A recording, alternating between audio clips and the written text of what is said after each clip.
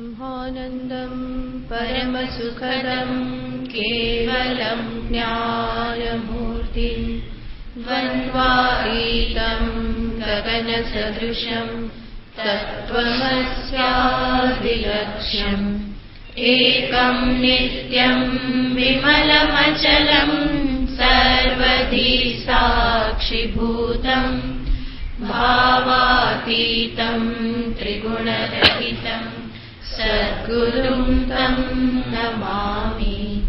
ॐ पार्थाय प्रतिबोधितां भगवता नारायणेन स्वयं व्यासेन ग्रथितां पुराणमुनिना मध्ये महाभारतम् अद्वैतामृतवर्षिणीं भगवतीम् अष्टादशाध्यायिनीम् अम्ब त्वामनुसन्दधामि भगवद्गीते भवद्वेषिणीम्। यं ब्रह्मा वरुणेन्द्ररुद्रमरुतः स्तुन्वन्ति दिव्यैस्तवैः वेदैः साङ्गपदक्रमोपनिषदे गायन्ति यं सामगाः। ध्यानावस्थिततद्गतेन मनसा पश्यन्ति यं योगिनः यस्यान्तं न विदुःसुरासुरगणा देवाय तस्मै नमः। यस्यान्तं न विदुःसुरासुरगणा देवाय तस्मै नमः।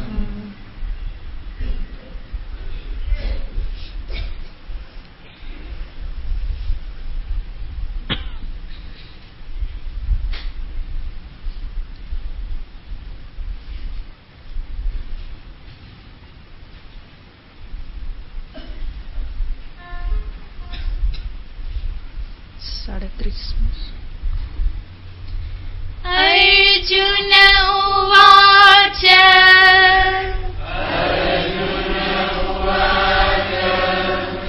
अयति श्रद्धयोपेतो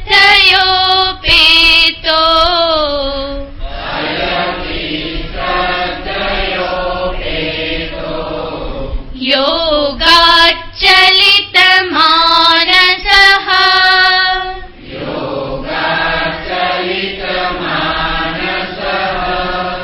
अप्राप्य योगसंसिद्धिम्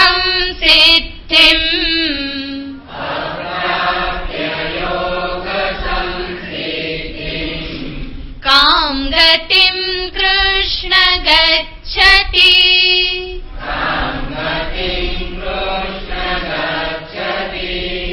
कच्चिन्नो भयविभ्रष्टः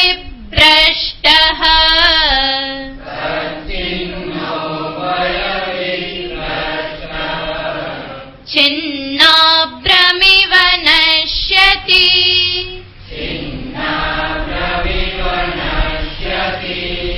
अप्रतिष्ठो महाबाहो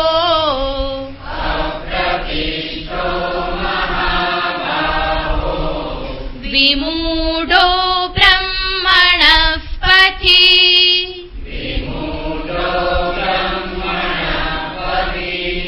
एतन्मे संशयं कृष्ण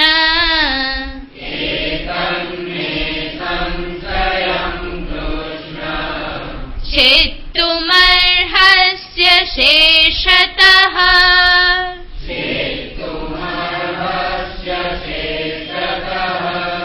त्वदन्यः संशयस्यास्य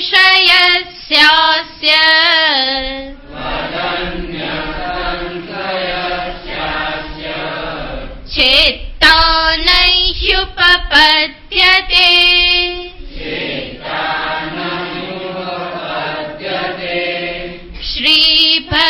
श्रीभगवानुवाच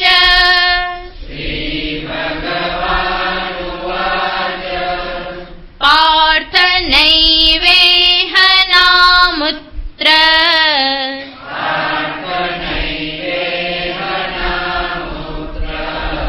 વિનાશસ્તસ્ય વિદ્યતે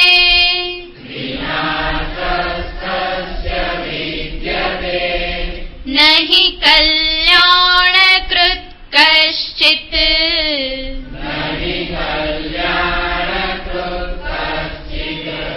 દુર્ગતિમ तात ગચ્છતિ.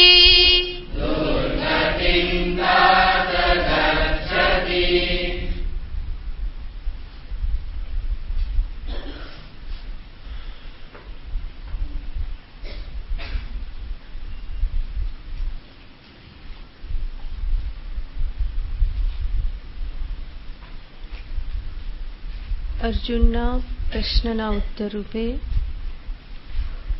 ભગવાન કહેશે, નહીં કલ્યાણકૃત કશ્ચિત દુર્ગતિમ तात ગચ્છતિ. આપણે જોયું હતું એમ ગીતાનું આ વાક્ય જાણે કે ભગવાન દ્વારા સાધકોને અપાયેલું એક અભય વચન છે. કલ્યાણકૃત દુર્ગતિમ ન ગચ્છતિ. ભગવાન સ્પષ્ટ રૂપે સ્પષ્ટ શબ્દોમાં કહેશે. અર્જુનનો જે પ્રશ્ન હતો એમાં બે બાબત વ્યક્ત થતી હતી. એક તો અર્જુનની આ સાધક કે યોગીની મૃત્યુ પછીની ગતિ વિશેની જિજ્ઞાસા. કામ ગતિમ કૃષ્ણ ગચ્છતિ. આ અર્જુનનો મુખ્ય પ્રશ્ન છે. એના પછીના શ્લોકમાં અર્જુનના શબ્દોમાં એક પ્રકારનો ભય વ્યક્ત થયેલો છે. કિમ છિન્ના ભ્રમિવ નશ્યતિ ઉભયભ્રષ્ટ સન. શું આ યોગી ઉભયભ્રષ્ટ થયેલો વિનાશને પામશે? તો જ્યારે અંતરમાં જિજ્ઞાસા હોય અને એની સાથે સાથે ભય પણ રહેલો હોય તો આચાર્યનું સર્વપ્રથમ કર્તવ્ય છે પેલા જિજ્ઞાસુના મનમાંથી ભયની નિવૃત્તિ કરે. માટે ભગવાને સર્વપ્રથમ એના ભયની નિવૃત્તિ કરી અને કહ્યું કે કલ્યાણકૃત દુર્ગતિમ ન ગચ્છતિ. હે અર્જુન, કલ્યાણકારી કર્મ કરનારો દુર્ગતિને પામતો નથી. આ રીતે અર્જુનને નિર્ભય બનાવી અને પછી ભગવાન જીવની ગતિ વિશે, જીવ એટલે કે જે સાધક યોગી જે છે એની ગતિ વિશેનો ભગવાન ઉત્તર આપવાના છે. તો સર્વપ્રથમ અર્જુનના ભયની નિવૃત્તિ કરી અને ભગવાને કહ્યું કે દુર્ગતિનો કોઈ પ્રશ્ન નથી. ઇહ કે અમૂત્ર આ લોકમાં એ કોઈ કીટ પતંગાદી એવા કોઈ હીન જન્મને નહીં પ્રાપ્ત કરે કે પરલોકમાં પણ એ નરક ગતિને નહીં પ્રાપ્ત કરે. કાં તો એના પૂર્વના કરેલા કર્મોના પ્રતાપે એ અર્ચિરાદિ માર્ગથી જશે, કાં તો ઉપાસનાના પ્રતાપે એ ઉત્તરાયણ માર્ગથી જશે. તો આ રીતે એ ઉર્ધ્વ ગતિને પ્રાપ્ત કરશે. ભગવાન કહેશે કે નર્કને પ્રાપ્ત કરવાનો કોઈ પ્રશ્ન જ નથી. કારણ કે કહેવામાં આવે છે કે અધ્યાત્મ પથમાં જે કંઈ પણ કરવામાં આવે એ દરેક કાર્ય પુણ્યોત્પત્તિ કરનાર છે, પુણ્યજનક છે. પછી એ ભગવાનની પૂજા હોય, ભક્તિ હોય, જપ હોય, નામ સ્મરણ હોય, અન્ય લોકોની સેવા હોય, સમાજ સેવા હોય, જે કંઈ પણ પરોપકારાર્થે કે અધ્યાત્મ પ્રગતિને અર્થે, પોતાના જીવનને સત્પથે લાવવાને અર્થે જે કંઈ પણ કરવામાં આવે એ કાર્ય હંમેશા એનું એક જમા પાસું જ હોય છે. એમાં કંઈક અધૂરું રહી જાય તો પણ કંઈ વાંધો નહીં, જેટલું થયું છે એટલાનું ફળ તો જરૂર પ્રાપ્ત થાય જ છે. વ્યવહારમાં પણ આપણે જોઈએ કે કેટલાક કર્મો એવા હોય છે કે જો અધૂરા રહી જાય તો એનું ફળ ના મળે, બલકે એનાથી વિપરીત ફળ પ્રાપ્ત થાય. કોઈ ડોક્ટર ઓપરેશન કરે અને ઓપરેશન કર્યા પછી ફરી જો એ ટાંકા ના લે ને બધું ખુલ્લું છોડી દે તો શું દશા થાય? એનું જે ફળ મળવું જોઈએ એ તો ના મળે, એનાથી વિપરીત વધારે બીમારી પ્રાપ્ત થાય. તો કેટલાક કર્મ આવા હોય છે કે જેને છોડી દેવામાં આવે તો એનું ફળ પ્રાપ્ત ના થાય. કેટલાક કર્મો છે કે અધૂરું હોય તો પણ કામ લાગે. પાણીની ટાંકી અડધી ભરીએ તો પણ એ કામ લાગે, આખી ભરાય તો લાગે જ, પણ અડધી ભરી તો પણ એનો ઉપયોગ થાય છે, નકામી જતી નથી. તો જેવી રીતે વ્યવહારમાં છે એવી જ રીતે વૈદિક કર્મ, વૈદિક ઉપાસના કે અધ્યાત્મ જગતમાં આપણે જોઈએ તો જે સકામ કર્મ કરવામાં આવે એ સકામ કર્મ જો અધૂરા છોડવામાં આવે તો એનું ફળ પ્રાપ્ત થતું નથી. કારણ કે તમે જે ઈચ્છા કરી, જે કામના કરી, એના માટે એ કાર્ય પૂરું થવું જોઈએ. સમગ્ર કાર્ય, પૂર્ણ કાર્ય જ એ ફળ આપવાને માટે સમર્થ છે. તો સકામ કર્મ પૂર્ણ થવા જોઈએ. કોઈ યજ્ઞ ચાલુ કર્યો તો યજ્ઞ પૂર્ણ થાય તો એ યજ્ઞનું ફળ મળે. એમાં કંઈક ઊંધા ચતું થઈ ગયું તો વિપરીત ફળ મળે. તો આ કર્મ, કેટલાક કર્મનો આ પ્રમાણેનો સ્વભાવ છે. પરંતુ કેટલાક કર્મો એવા છે કે જેને તમે કદાચ પૂર્ણ ન કરી શકો તો પણ જેટલા થયા એટલું એનું ફળ મળે છે. તો જેટલું ભગવાનનું નામ લીધું, જેટલી સમાજની સેવા કરી, ગરીબોની સેવા કરી, બીમારની સેવા કરી, જેટલું પણ કર્યું એટલાનું ફળ અવશ્ય પ્રાપ્ત થાય છે. અને એ બધા કર્મો કેવા છે? પરોપકારાર્થે છે, નિષ્કામ ભાવથી કરવામાં આવ્યા હોય તો એ જરૂર એટલા અંશે પુણ્ય પ્રદાન કરી અને જરૂર અંતરની શુદ્ધિ એ કરે છે. અને કદાચ અંતઃકરણ શુદ્ધિ નહીં તો પણ એને ઉર્ધ્વલોકની પ્રાપ્તિ તો જરૂર કરાવે છે. તો થોડું પણ આવું સત્કર્મ જે છે એ સત્કર્મ ક્યારેય પણ ફળ આપ્યા વગરનું રહેતું નથી.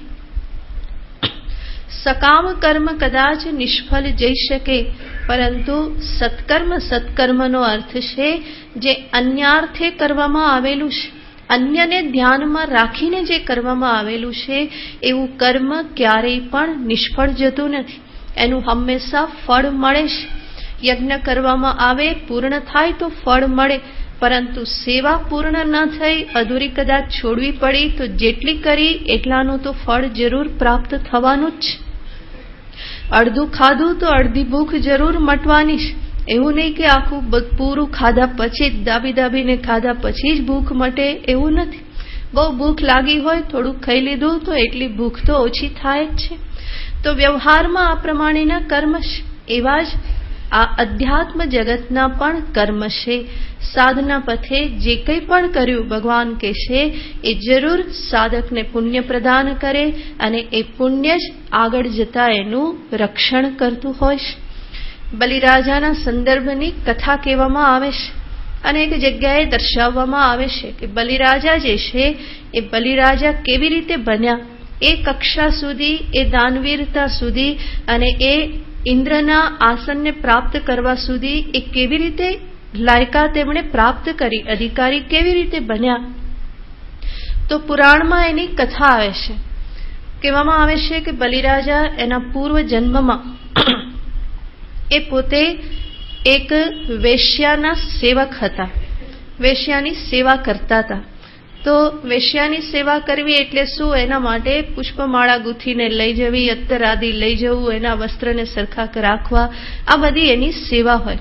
અને એ સેવક હતા અને સાથે સાથે એના પ્રત્યે એને આસક્તિ પણ હતી.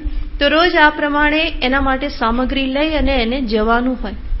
અને એ કાર્ય હંમેશા રાત્રે કરવાનું હોય. વેશ્યાનું કાર્ય રાત્રે શરૂ થાય તો એને રાત્રે બધું પહોંચાડવાનું હોય. તો રાત્રે એ રીતે એક વખત નીકળ્યા અને રસ્તામાં આ બધું લઈને જતા હતા. એના માટે સુગંધી દ્રવ્ય, પુષ્પમાળા, સુગંધી જલ આ બધું લઈને જતા હતા. એમાં રસ્તામાં કંઈક એને ઠોકર લાગી અને પડી ગયા. ઠોકર લાગી અને પડી ગયા તો એમને પોતાને પણ ઘણું બધું લાગ્યું. પણ એણે જોયું તો જે ઠોકર લાગી હતી એ પથ્થર નહોતો, પરંતુ એ શિવલિંગ હતું. સાક્ષાત શિવજી ત્યાં હતા. એના કોઈક સંસ્કાર હતા પૂર્વજન્મના કે એમને શિવ પ્રત્યે એ પ્રમાણે ભાવ પ્રગટ થયો અને જે વેશ્યા માટે લઈ જતા હતા એ બધું એણે શિવજીને અર્પણ કરી દીધું. માળા પણ ચડાવી દીધી, પુષ્પ પણ ચડાવી દીધા, અત્તર આદિ જે સુગંધી દ્રવ્ય હતા એ પણ શિવજીને અર્પણ કરી દીધા. કારણ કે એને સ્વયંને એટલું લાગેલું હતું, એને થયું હવે તો હું જીવવાનો નહીં, તો કે જે છે તે છેલ્લે છેલ્લે શિવજીને હું પ્રદાન કરી દઉં. તો પ્રદાન તો કરી દીધું. જ્યારે મૃત્યુ થયું અને એમની ગતિ થઈ તો જ્યારે એમના કર્મોનો હિસાબ માંડવામાં આવ્યો તો એમાં એવી રીતનો હિસાબ થયો કે આણે જીવનભર વેશ્યાનું જ આ સેવન કરેલું છે, એની સેવા કરેલી છે. બીજું કોઈ એણે સત્કર્મ તો કરેલું નથી. માત્ર એક જ કર્મ કે છેલ્લે મૃત્યુ પહેલા એણે શું કર્યું, જે વેશ્યા માટે હતું એ કમસે કમ શિવજી માટે ચડાવી દીધેલું છે. અને એટલા માટે એને કહેવામાં આવે છે કે એણે એ કાર્ય પણ ખૂબ ભાવથી કરેલું હતું, કોઈક પોતાના પૂર્વના સંસ્કારના કારણે. તો એને કહેવામાં આવ્યું કે તમારા ખાતે આ એક જ પુણ્ય છે કે તમે છેલ્લી ઘડીએ શિવજીની પૂજા કરેલી છે અને ભાવથી કરેલી છે. બાકી આખું જીવન તો પાપ કર્મમાં જ વ્યતીત કરેલું છે, માટે તમારે નર્કમાં જવાનું છે. પરંતુ આ એક દિવસની શિવજીની ભાવપૂર્ણ સેવાના પરિણામે તમને એક દિવસ સ્વર્ગની પ્રાપ્તિ થાય છે. એટલું જ નહીં, એ એક દિવસ સ્વર્ગ પ્રાપ્તિમાં પણ તમે જે ભાવથી શિવજીને ચડાવ્યું હતું એના પરિણામે એક દિવસ માટે તમને ઇન્દ્રાસન પ્રાપ્ત થાય છે. ઇન્દ્રના આસન ઉપર બેસવાનું. તો કે પહેલા તમે એ પસંદ કરશો કે પહેલા પાપનો ભોગ નર્કમાં જઈને કરવાનું પસંદ કરશો? તો કે ના, કે પહેલા મને પુણ્યને ભોગવી લેવા દો. એક દિવસનું જે આ મને મળેલું છે ઇન્દ્રાસન એ મને ભોગવી લેવા દો. ઇન્દ્રને કહેવામાં આવ્યું કે ભાઈ એક દિવસ ખુરશી ખાલી કરો, આમને આપવાની છે.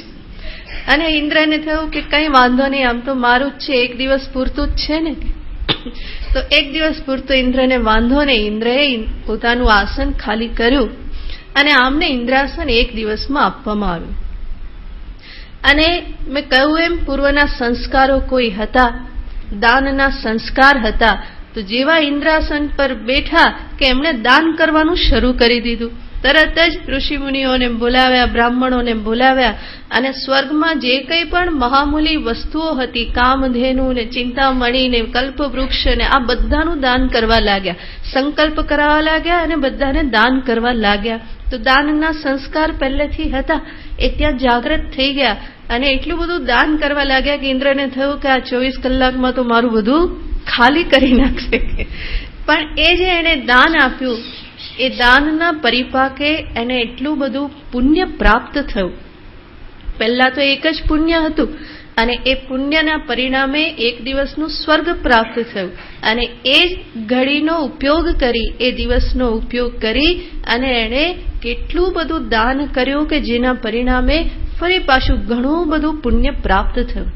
એટલું બધું પુણ્ય પ્રાપ્ત થયું કે ફરી પાછું એને ઇન્દ્રાસન જ પ્રાપ્ત થાય. તો ઇન્દ્ર ડરી ગયા અને એ કહે ભાઈ આ ભવે તો નહીં જ, અત્યારે તો નહીં જ મળે, અત્યારે તમને ક્યાંનું રાજ્ય આપવામાં આવ્યું? તો બલિ રાજાને પછી પાતાલનું રાજ્ય આપવામાં આવ્યું અને એમને કહેવામાં આવ્યું કે આ પછીના જન્મમાં તમે ઇન્દ્ર બનશો. તો આ આખું જે પ્રાપ્ત થયું શેના પરિણામે પ્રાપ્ત થયું? કલ્યાણકૃત દુર્ગતિ ન ગચ્છતિ. તો પાપ તો ઘણું બધું હતું, પરંતુ આ એક પુણ્યના પરિપાકે એ દુર્ગતિથી બચી ગયા. તો આવા તો અનેક દ્રષ્ટાંતો આપણા પુરાણોમાં દર્શાવવામાં આવે છે કે થોડા સમયનું સત્કર્મ પણ સાધકની ઘણી બધી ઉન્નતિ સાધી દે છે. તો થોડા સમયનું જો આટલું કરતું હોય તો સાધક કે જે સાધના પથે ચાલી રહેલો છે, જે ઈશ્વરના માર્ગે ચાલી રહેલો છે, જે વેદાંત શ્રવણ મનન નિધિધ્યાસન કરી રહેલો છે, આ બધા જ કર્મ સ્વરૂપથી પુણ્યના જનક છે. આત્મજ્ઞાન તો જ્યારે થાય ત્યારે થશે, બ્રહ્મનિષ્ઠા જ્યારે થશે ત્યારે થશે, પરંતુ અત્યારે જ વેદાંત શ્રવણ શું પ્રાપ્ત કરાવે છે? પુણ્યની પ્રાપ્તિ કરાવે છે. તો વેદાંત શ્રવણ છે, ઈશ્વરની ભક્તિ, પૂજા, નામ સ્મરણ, જપ, ધ્યાન, આ બધું જ એક વિશિષ્ટ પુણ્યને ઉત્પન્ન કરનારું હોય છે. અને સાધકની રક્ષા હંમેશા એના પુણ્યથી થતી હોય છે. માટે હું વારંવાર કહેતી હોઉં છું કે સાધકે ક્યારેય પણ પુણ્ય કર્મ કરવાનો અવસર ક્યારેય પણ ચૂકવો નહીં જોઈએ. જ્યાં પણ એ અવસર મળે, દાનનો અવસર મળે, બીજાને મદદ કરવાનો અવસર મળે, કોઈને ખવડાવવાનો, પીવડાવવાનો, સેવા કરવાનો જરાક પણ અવસર પ્રાપ્ત થાય તો એને તરત જ એનો લાભ લઈ લેવો જોઈએ. તો એ બધા કર્મ તો પુણ્યકારી છે જ, અને જે સાધન અનુષ્ઠાન જે દર્શાવવામાં આવે એ બધી સાધનાઓ પણ અત્યંત પુણ્યકારી છે. માટે કહેવામાં આવે છે ન યોગાત પરમમ પુણ્યમ. યોગ શબ્દનો અર્થ થાય છે આ બધી સાધના, પરમાત્મા પ્રાપ્તિ માટેના યોગ એટલે કે ઉપાય, એનું જે જીવનમાં અનુષ્ઠાન કરે તો એના માટે કહેવામાં આવે છે ન યોગાત પરમમ પુણ્યમ. યોગથી વધારે શ્રેષ્ઠ બીજું કોઈ પુણ્ય નથી. ન યોગાત પરમમ તપઃ. એનાથી શ્રેષ્ઠ બીજું કોઈ તપ નથી. ન યોગાત પરમમ જ્ઞાનમ. એનાથી વધારે મોટી સમજદારી, આ અધ્યાત્મ પથે ચાલી કલ્યાણ કરું એ પ્રકારની જે સમજદારી, એનાથી વધારે મોટી સમજદારી બીજી કોઈ નથી. તસ્માત યોગમ સમભ્યસેત. અને માટે યોગનો નિરંતર અભ્યાસ કરો. તો યોગનો અર્થ છે આ અધ્યાત્મ સાધના. અર્જુનનો પ્રશ્ન એવા સાધકને માટે છે કે જે અધ્યાત્મ પથે આવ્યો છે, જેણે યોગ માર્ગ ગ્રહણ કર્યો છે, જ્ઞાન પ્રાપ્તિને અર્થે જે પ્રવૃત્ત થયેલો છે, અને આ જ્ઞાન પ્રાપ્તિની પ્રવૃત્તિમાં જ એના દ્વારા વૈદિક કર્મ કે ઉપાસના એના જીવનમાં કદાચ ઓછા થઈ ગયા હોય, સંન્યાસ ધારણ કર્યો હોય તો એ છૂટી ગયા હોય, માત્ર શ્રવણ મનન નિધિધ્યાસન એ યોગાભ્યાસ એ કરતો હોય, પરંતુ એ યોગાભ્યાસ પૂર્ણ ન થયો અને વચ્ચે કંઈક એને વિઘ્ન આવી ગયું, એ છોડવું પડ્યું, અથવા તો એનું અપમૃત્યુ થયું, તો આ બધાના કારણે યોગાચલિત માનસઃ, યોગથી એને ચલિત થવું પડ્યું, તો એની શું ગતિ થાય? આ અર્જુનનો પ્રશ્ન છે. તો ભગવાને તો પ્રશ્ન બહુ સરળતાથી એનો ઉત્તર આપ્યો. પ્રશ્નનો શરૂઆત ક્યાંથી કરી? કલ્યાણકૃત. કલ્યાણકૃતનો અર્થ છે સામાન્ય કલ્યાણકારી કર્મ કરનારની પણ દુર્ગતિ થતી નથી, તો પછી યોગ સાધન કરનાર સાધકની દુર્ગતિ તો ક્યાંથી પ્રાપ્ત થાય? તો ભગવાનનું કહેવાનું તાત્પર્ય આ પ્રમાણે છે. આ રીતે અર્જુનને ભયમાંથી મુક્ત કર્યા પછી ભગવાન આગળ ગતિના સંદર્ભનો ઉત્તર આપે છે. પ્રાપ્ય પુણ્ય કૃતા લોકાન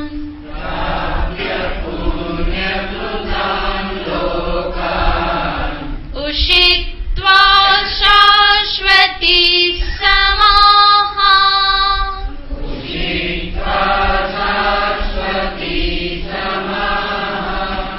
શુચીનામ શ્રીમતાં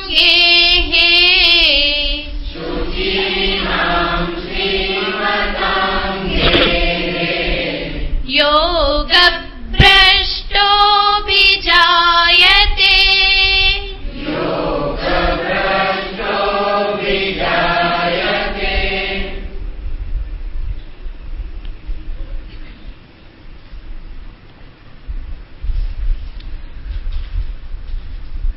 પુણ્યકૃતાન લોકાન પ્રાપ્ય. સાધકની ગતિ દર્શાવે છે. પુણ્ય કર્મ કરનારાઓના લોકને પ્રાપ્ત કરીને શાશ્વતી સમાહા ઉષિત્વા ત્યાં ઘણા દીર્ઘકાલ સુધી વાસ કરી ત્યાંના ઉપભોગને દિવ્ય ઉપભોગને ભોગવતા વાસ કરી શુચિનામ શ્રીમતામ ગેહે પવિત્ર એવા શ્રીમંત લોકોના ઘરે યોગ ભ્રષ્ટ અભિજાયતે આવો યોગ ભ્રષ્ટ સાધક જે છે એ ત્યાં જન્મ ધારણ કરે છે. ભગવાન અહીંયા બે પ્રકારે વાત કરવાના છે, બે પ્રકારના સાધકોની. એકનો ઉત્તર એ આ શ્લોકમાં આપે છે અને બીજાનો ઉત્તર બીજા શ્લોકમાં આપે છે. આપણે આગળનો શ્લોક વાંચીએ પછી જોઈએ. અથવા યોગિનામેવ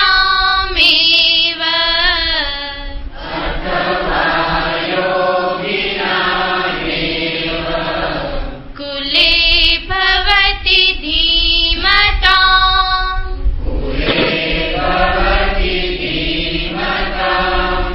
એતદ્ધિ દુર્લભતરમ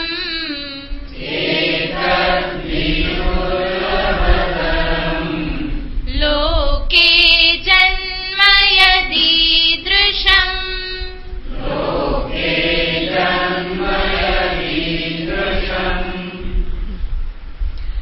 અથવા પહેલા કહ્યું શુચિનામ શ્રીમતામ ગેહે, અથવા યોગિનામ એવ ધીમતામ કુલે, અથવા તો બુદ્ધિશાળી જ્ઞાની એવા યોગીઓના કુલમાં જ એ જન્મ ધારણ કરે છે. એતદ્ધિ દુર્લભતરમ લોકે જન્મ યદીદૃશમ. ભગવાન કહેશે કે ખરેખર આ પૃથ્વીલોકમાં આ પ્રકારનો જન્મ એ ખરેખર અત્યંત દુર્લભ છે. તો બે પ્રકારે ભગવાન વાત કરે છે. એનો અર્થ ભગવાનની દ્રષ્ટિમાં બે પ્રકારના સાધક છે. જે અર્જુને કહેલું છે યોગા ચલિત માનસ, યોગથી ચલિત થયેલા, ચ્યુત થયેલા. ત્યાં આપણે જોઈએ તો યોગ સાધનામાં પ્રવૃત્ત થયેલ વ્યક્તિ કોઈક વિઘ્નના કારણે અથવા તો કોઈક પ્રબલ પ્રારબ્ધના કારણે પોતાના કોઈક પૂર્વ એવા પ્રબલ સંસ્કારના કારણે યોગ સાધના છોડી અને ફરી પાછો એ પૂર્વવત જીવન જીવવા લાગે. કોઈક પોતાની પૂર્વ વાસના, ભોગની વાસના કે પ્રબલ સંસ્કારના કારણે એ ફરી ભોગમાં પ્રવૃત્ત થઈ જાય, વિષય તરફ પ્રવૃત્ત થઈ જાય. એનો અર્થ છે કે અંતરમાં એ પ્રકારના પ્રબલ સંસ્કાર હતા, જેના પરિણામે આ યોગ સાધનાથી ચલિત થઈ ઘણી બધી યોગ સાધના કરી, પણ એનાથી ફરી પાછો એ વિમુખ થઈ ગયો. તો એવી વ્યક્તિને માટે વિમુખ થઈ ગયો એનો અર્થ એ નથી કે ફરી પાછો પાપ કર્મમાં લાગી ગયો, પરંતુ એ પૂર્વવત યથાવત જે એનું પૂર્વ જીવન હતું એ પ્રમાણે એ જીવન જીવવા લાગ્યો. ફરી પાછો એ પોતાના રીતે પોતાનું ગ્રસ્થ જીવન હોય કે જે પણ જીવન હોય, ફરી એ અર્થોપાર્જન આદિ કરી અને એ જીવન જીવવા લાગ્યો. જરૂર એ ત્યાં ધર્મનું પાલન કરે છે, કોઈ પાપ કર્મમાં અહીંયા યોગ ભ્રષ્ટ કહેલું છે ને એનો અર્થ એ નહીં કે કોઈ પાપ કર્મમાં પ્રવૃત્ત થઈ ગયો. મુખ્ય તાત્પર્ય છે યોગ સાધનાથી વિમુખ થયો. તો એ પ્રમાણે જ્યારે વિમુખતા આવે કે જેમાં ભોગના સંસ્કારના કારણે એમાંથી એણે વિમુખ થવું પડેલું છે, કોઈ સંગ એવો પ્રાપ્ત થઈ ગયો કે જેના પરિણામે એનાથી એ છૂટી ગયું, અથવા પોતાના જ પ્રબળ સંસ્કારના કારણે એ છૂટી ગયું. સંભવ છે કે પેલા ઉપલબ્ધ નહોતું માટે છૂટી ગયું હતું. કોઈ પ્રારબ્ધના કારણે ધન પ્રાપ્ત થયું, ઘણું બધું પ્રાપ્ત થયું અને પરિણામે પેલું છૂટી ગયું. તો અનેક પ્રકારના કારણ હોઈ શકે, પરંતુ આ સંસ્કાર જે પૂર્વના સંસ્કાર જે રહેલા હતા, ભોગના સંસ્કાર, પ્રબળ સંસ્કાર, એ જાગૃત થઈ ગયા અને આ પ્રમાણે એને થયું કે જેના પરિણામે જીવનના અંત સુધી એ યોગ સાધનાને ચાલુ રાખી શક્યો નહીં. તો એના માટે વ્યવસ્થા આપવામાં આવે છે કે એણે કરેલી યોગ સાધનાના પરિપાકે પુણ્યકૃતાન લોકાન પ્રાપ્ય, પુણ્ય કર્મ કરનારા લોકને એ પ્રાપ્ત કરે છે.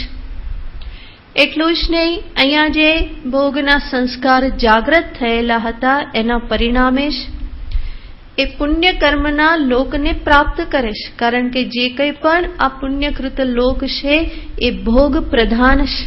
ત્યાં જઈ અને પુણ્યનો ભોગ કરવાનો હોય છે. તો જે પુણ્ય પ્રાપ્ત થયેલું હતું એના પરિણામે એ લોક એને પ્રાપ્ત થયો અને ત્યાં શાશ્વતી સમાહ ઉષિત્વા, ઘણા બધા વર્ષો, શાશ્વતીનો અર્થ છે દીર્ઘકાલ સુધી ત્યાં ઉષિત્વા વાસ કરીને. અને ત્યાર પછી ફરી શુચિનામ શ્રીમતામ ગેહે, શ્રીમંત અને પવિત્ર એવા કુલમાં યોગ ભ્રષ્ટ અભિજાયતે. હજુ પણ કદાચ થોડા ભોગના સંસ્કાર શેષ રહી ગયા હોય તો એ ફરી ક્યાં જવાનો? શ્રીમંતના ઘરમાં, કે જ્યાં એને ફરી શું પ્રાપ્ત થવાનું છે? જે પણ બાકી રહી ગયેલું છે એ પૂરું કરવા માટે ત્યાં પ્રાપ્ત થઈ જવાનું છે. તો આવા સાધકને માટે આ વ્યવસ્થા આપે છે. બીજા કેટલાક એવા સાધક હોય કે જે યોગ માર્ગથી વિમુખ થયા, પરંતુ સંભવ છે કે જીવન પૂરું થતા પૂર્વે ફરી પાછા જાગી ગયા અને ફરી ક્યાં એ લાગી ગયા? યોગ માર્ગમાં લાગી ગયા. તો પહેલા સાધનામાં પ્રવૃત્ત હતા, વચ્ચે ડાયવર્ઝન આવી ગયું અને છેલ્લે ફરી પાછા ક્યાં પહોંચી ગયા? તો કે મેઇન રોડ પર આવી ગયા.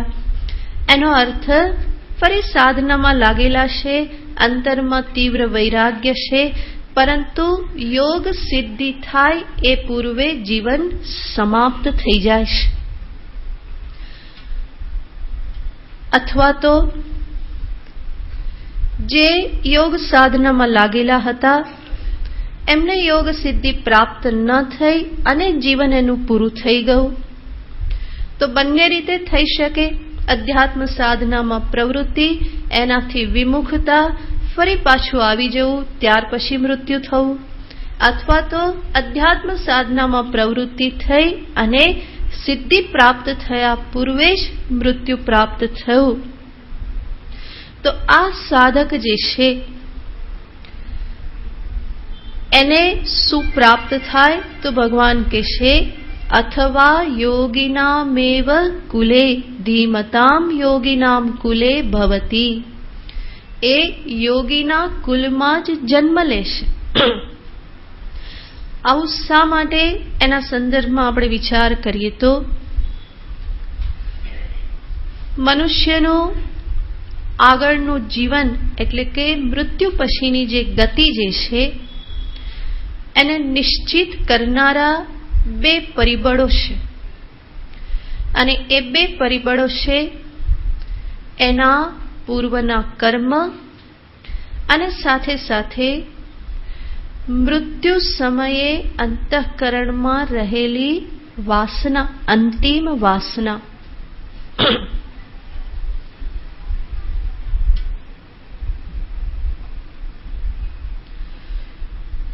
કર્મ તો છે જ, પરંતુ એ કર્મની સાથે સાથે બીજું શું કાર્ય કરે છે તો કે આ વાસના પૂર્વ જે અંતિમ વાસના જે છે એ પણ કાર્ય કરે છે.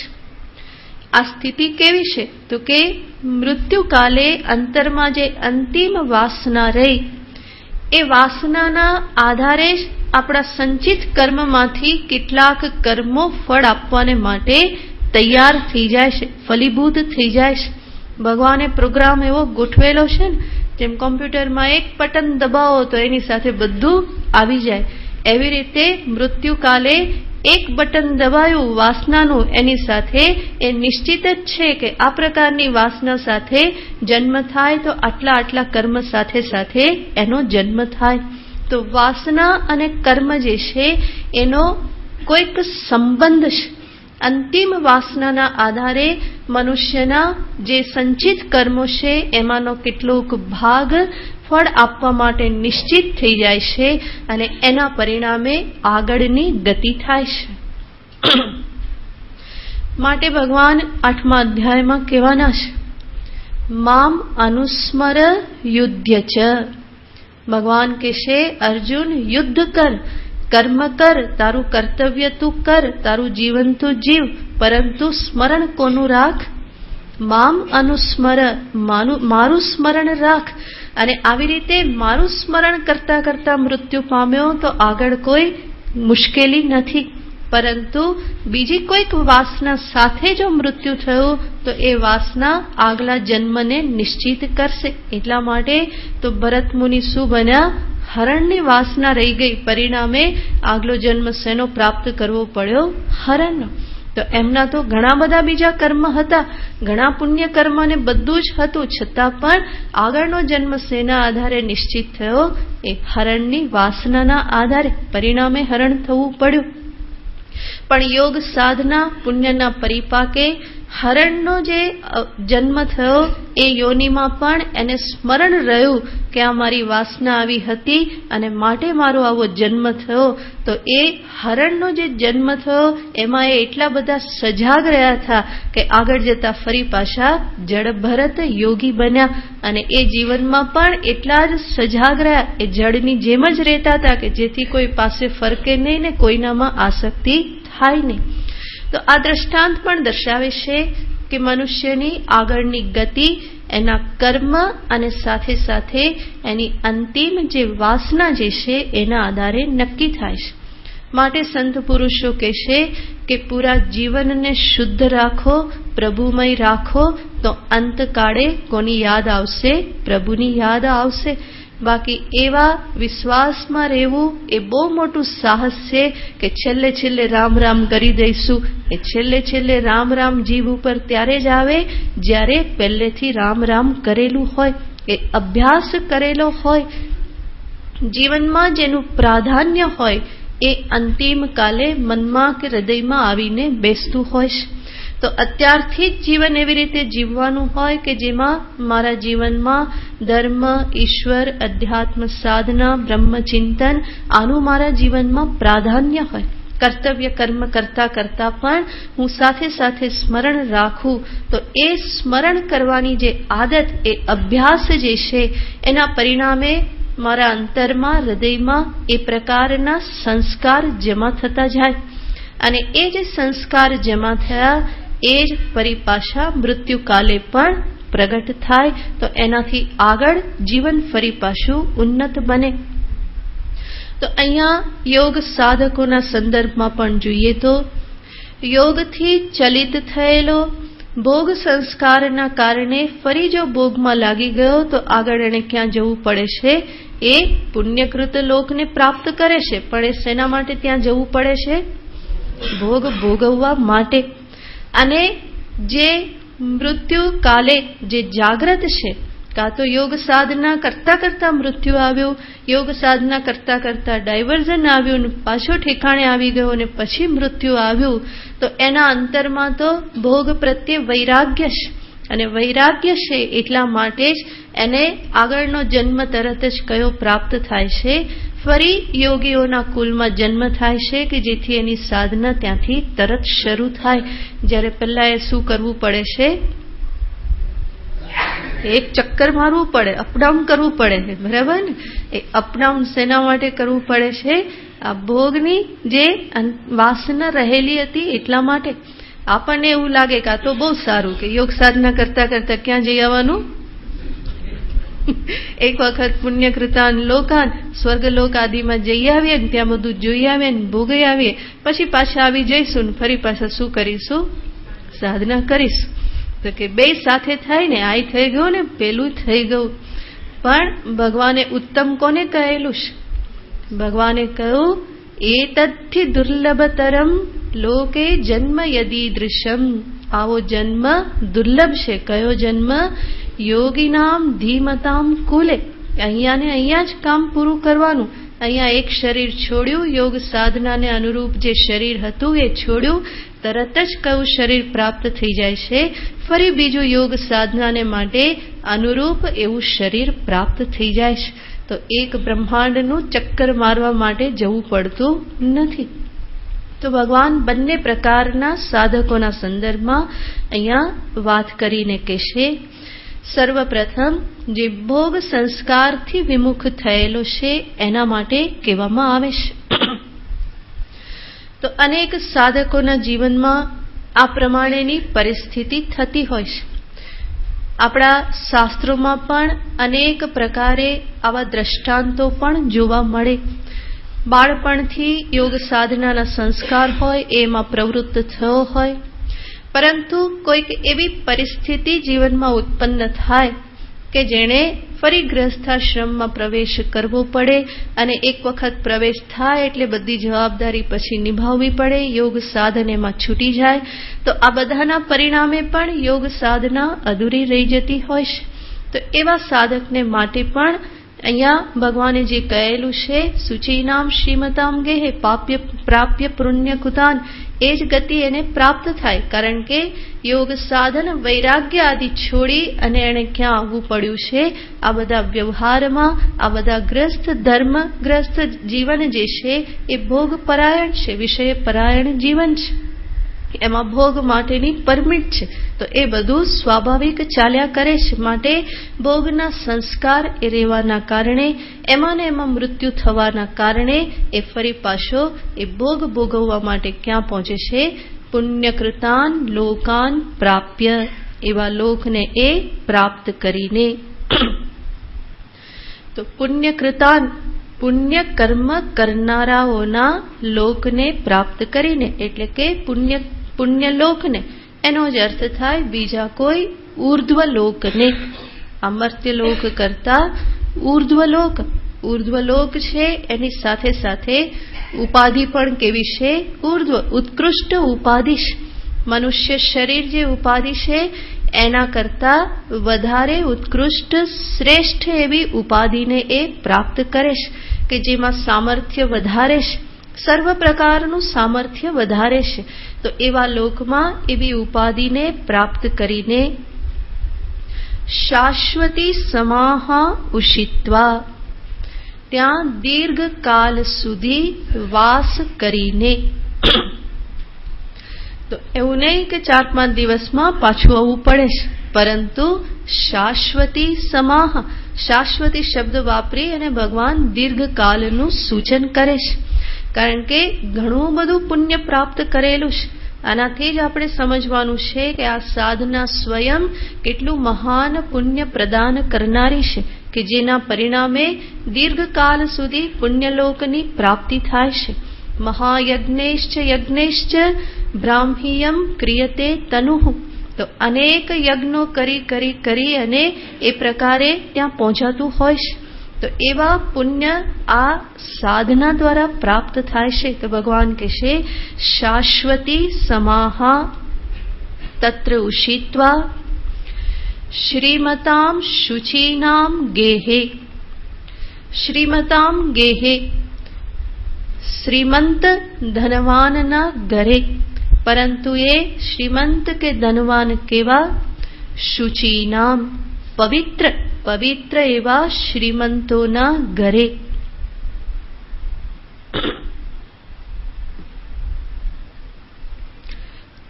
તો શ્રીમંત તો ધનવાન તો ઘણા બધા હોય, પરંતુ માત્ર ધનવાનને સાથે સાથે કહેશે શુચિનામ. એનો અર્થ જ્યાં શ્રી પણ છે અને સંસ્કાર પણ છે.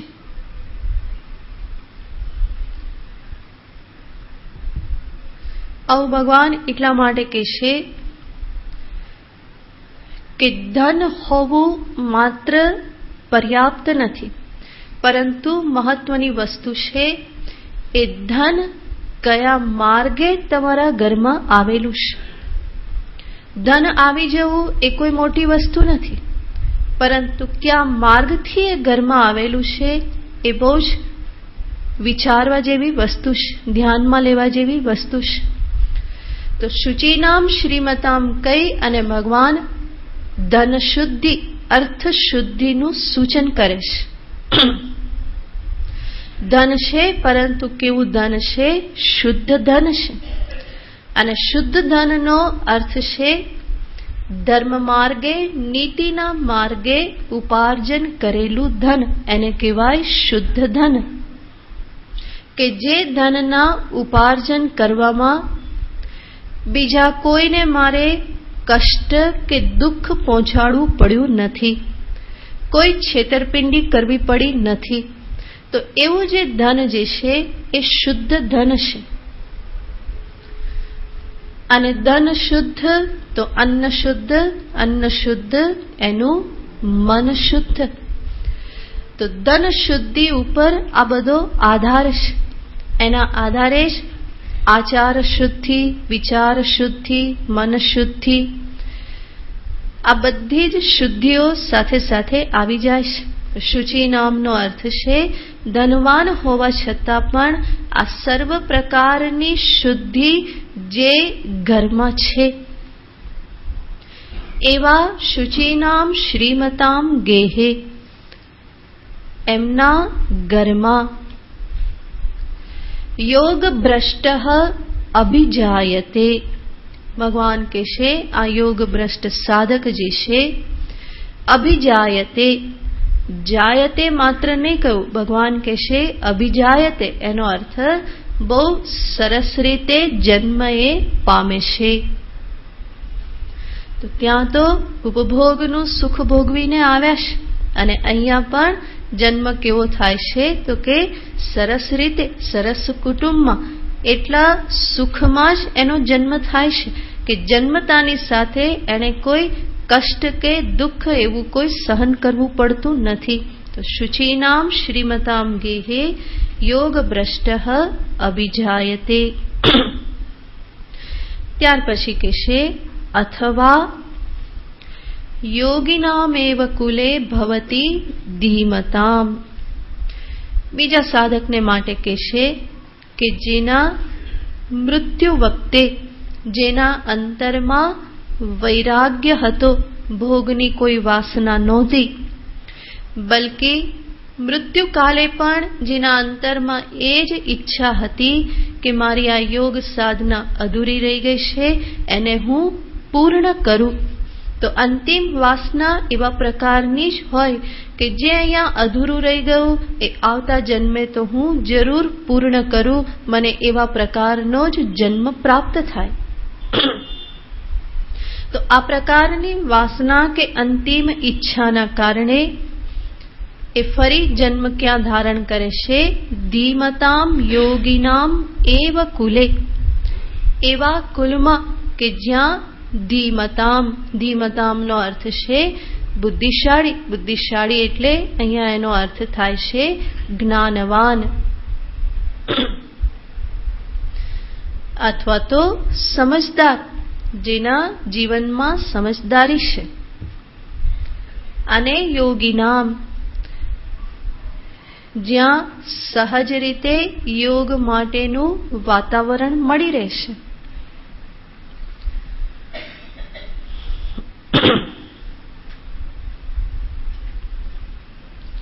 તો યોગીનામ કુલે, યોગીનામ કુલે એનો અર્થ એવો નથી કે જેના કુલમાં બધા યોગીઓ જ્ઞાનીઓ થયેલા હોય, પરંતુ એનો અર્થ છે એ એવી કુલ પરંપરા, એ એવા એક વંશમાં એણે જન્મ ધારણ કરેલો છે કે જેના બીજમાં જ યોગ સંસ્કાર કે આ જ્ઞાન વગેરે રહેલું છે, જેના કુલમાં કોઈને કોઈ યોગી થયેલું છે.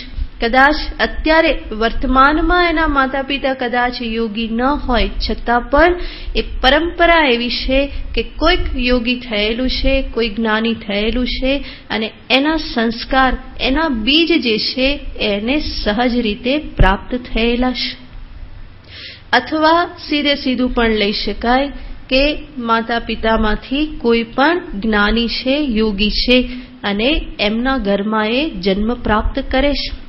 તો યોગી જે છે કહેવાય છે કોઈ પણ જ્ઞાની કે યોગી જે છે એના આ જ્ઞાનની કે યોગ સાધનાની 21 પેઢી સુધી એના પુણ્યની અસર રહેશે.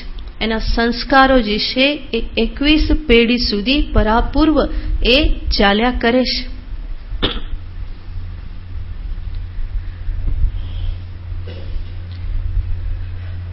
ઘણી પેઢીનો ઉદ્ધાર તો થઈ જાય છે, પરંતુ આ યોગ સાધના જે છે એ યોગ સાધના જે થયેલી છે એના જ સંસ્કારોને સહાય 21 પેઢી સુધી પ્રાપ્ત થાય છે. તો આ જે સાધક કે જેના અંતરમાં છેલ્લે તીવ્ર ઝંખના હતી કે હું યોગ સિદ્ધિને પામું, એના પરિણામે એ એવા ગૃહમાં જન્મ લેશે કે જ્યાં એને પહેલેથી જ એ પ્રાપ્ત થાય.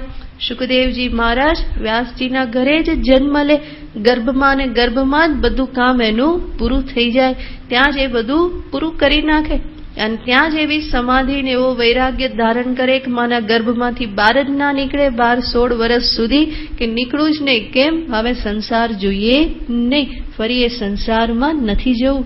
તો જન્મતાની સાથે જ આ પ્રમાણેના તીવ્ર સંસ્કાર હતા, અને એ સંસ્કાર ગર્ભાવસ્થામાં જ જાગૃત થઈ ગયા અને કામ આગળ થઈ ગયું. તો જન્મતાની સાથે કદાચ એટલું ના થાય તો જન્મ પામ્યા પછી સંભવ છે બાલ્યાવસ્થામાં જ સંસ્કાર પ્રગટ થઈ જાય, ન થાય તો યુવાવસ્થામાં ન થાય તો કમસે કમ વાનપ્રસ્થ સુધી તો એ જાગૃત થઈ જાય અને એનું કાર્ય ફરી પાછું આગળ વધે. તો યોગીનામ એવ ધીમતામ કુલે ભવતી. ભગવાન કહે છે કે આવો જન્મ હી ખરેખર એતત દુર્લભતરમ લોકે જન્મ.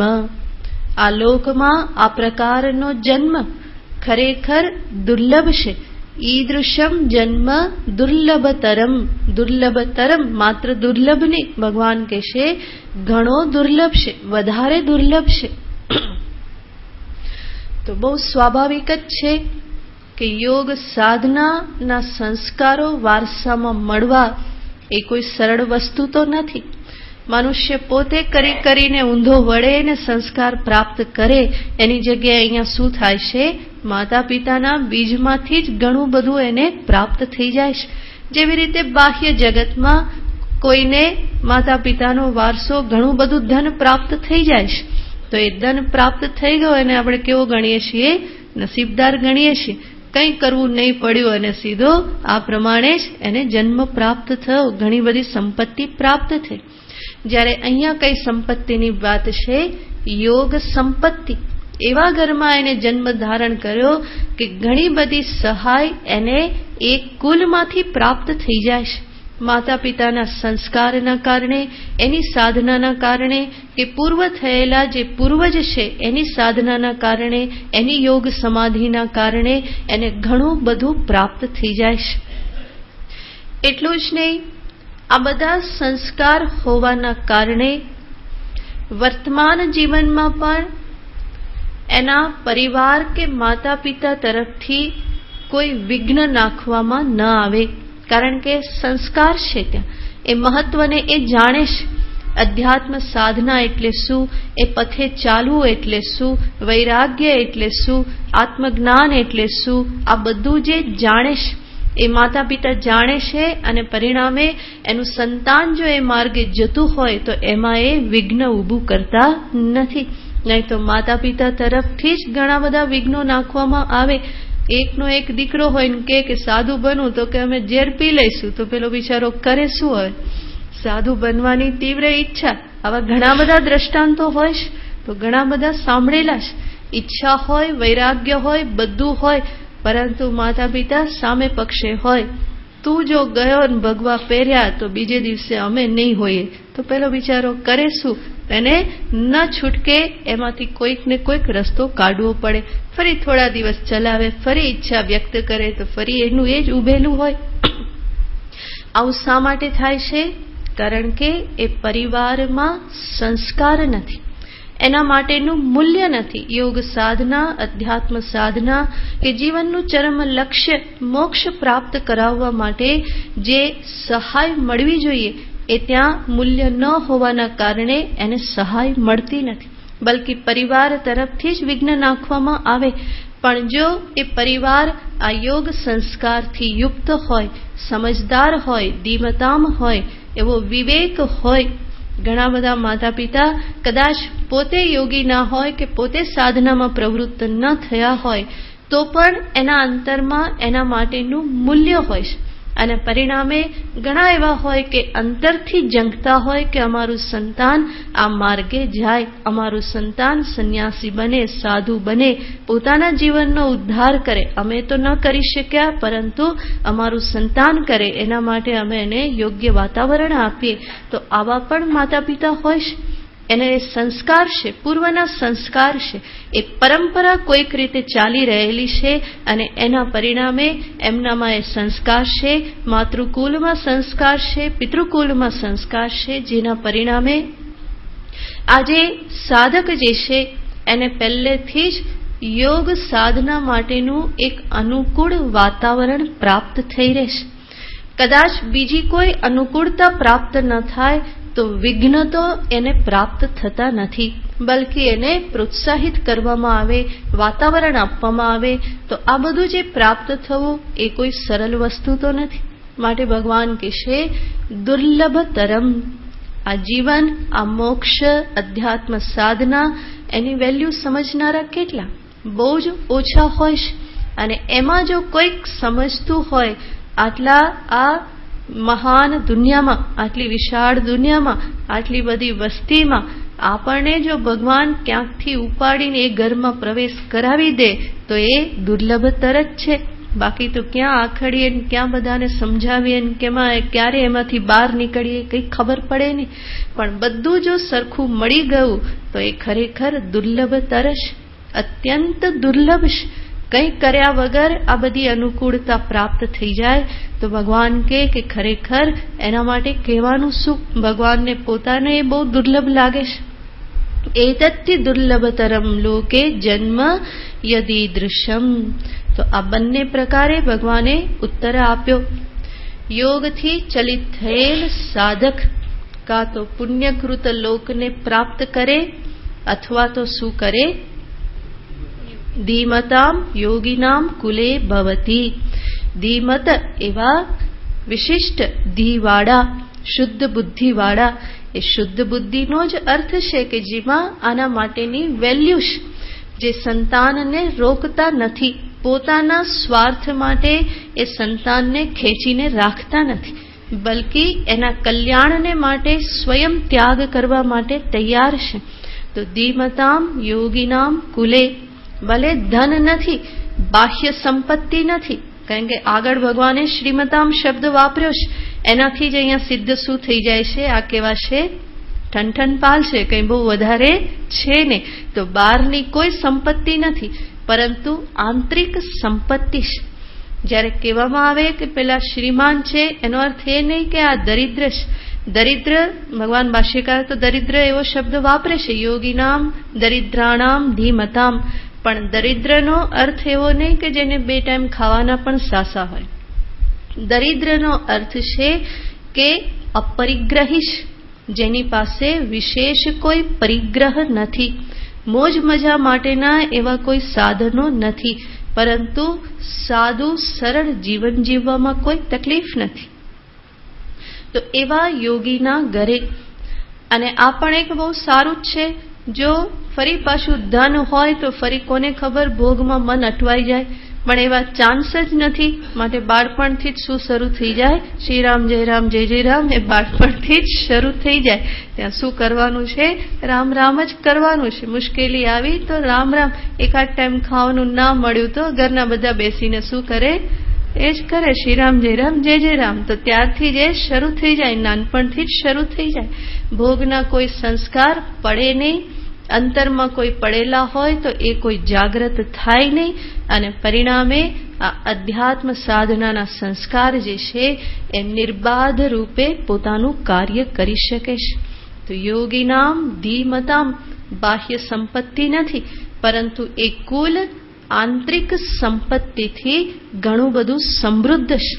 સંસ્કાર સંપત્તિથી સમૃદ્ધ છે. બહારની સંપત્તિ એટલી કોઈ મહત્વની પણ નથી. મુખ્ય સંપત્તિ તો સાધકને માટે આંતરિક સંપત્તિ છે, અને એ આંતરિક સમૃદ્ધિથી જ અધ્યાત્મ યાત્રા થતી હોય છે. માટે ભગવાને એ જન્મને દુર્લભતર કહેલો છે.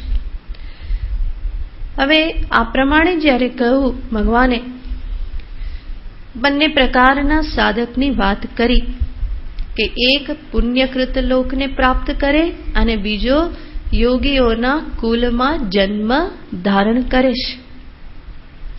આટલું તો કહ્યું, પણ હજુ યોગ સિદ્ધિ તો થઈ નહીં. જ્યાંથી અધૂરું છોડ્યું છે એ તો અધૂરું જ છે. એનું શું? અર્જુન એ જાણવા માંગે છે.